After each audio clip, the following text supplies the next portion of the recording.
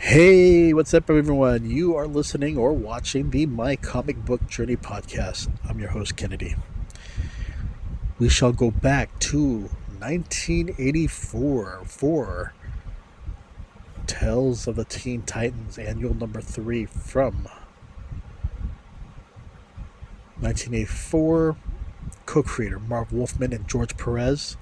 Gosh, look at this cover here. I'm just amazed just looking at it. Just good times. Anyway, George Perez and just good times when you see his artwork. But anyway, the Teen Titans were co-created by Marv Wolfman and George Perez.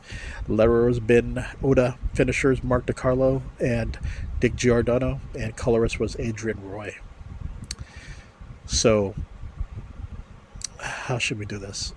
Okay, let's go ahead and Just get through it.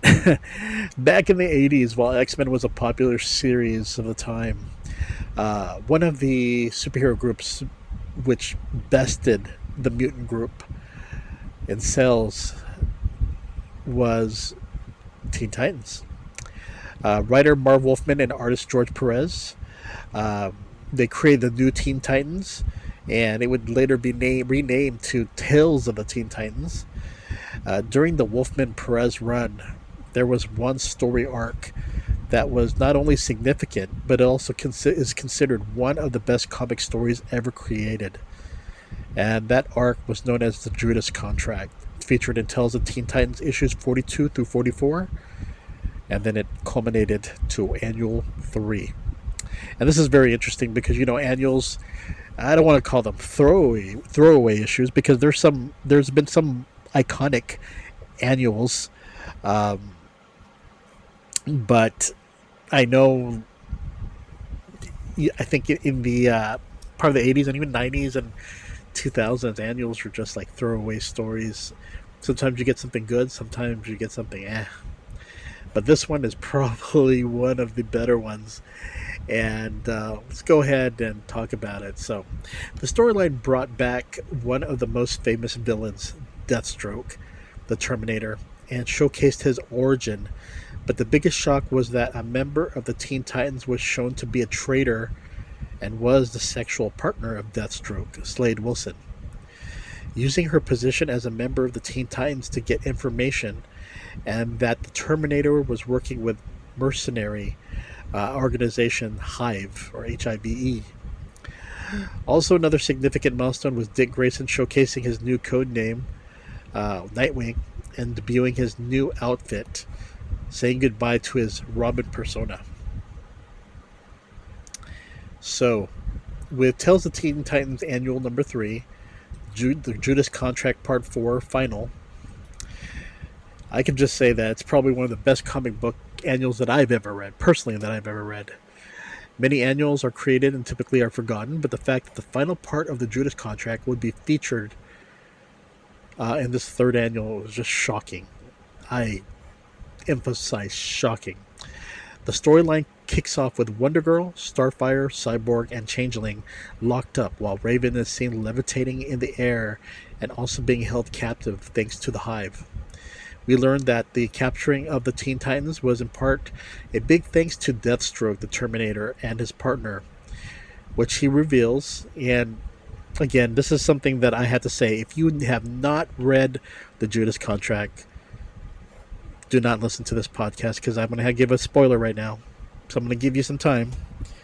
10, 9, 8, 7, 6, 5, 4, 3, 2, 1. Spoiler alert was given. Okay, here we go. So, the traitor turns out to be Terra. Terra reveals to Changeling that their relationship was a sham, and while Changeling doesn't want to believe it, he feels that the Terminator may have brainwashed her. Outside, Nightwing and Jericho, Slade's son, Joseph Slade, are sneaking into the Hive HQ. As Nightwing provides the brawn, Jericho uses his ability to possess and inhabit another person's body for a short time and uses it on the Hive.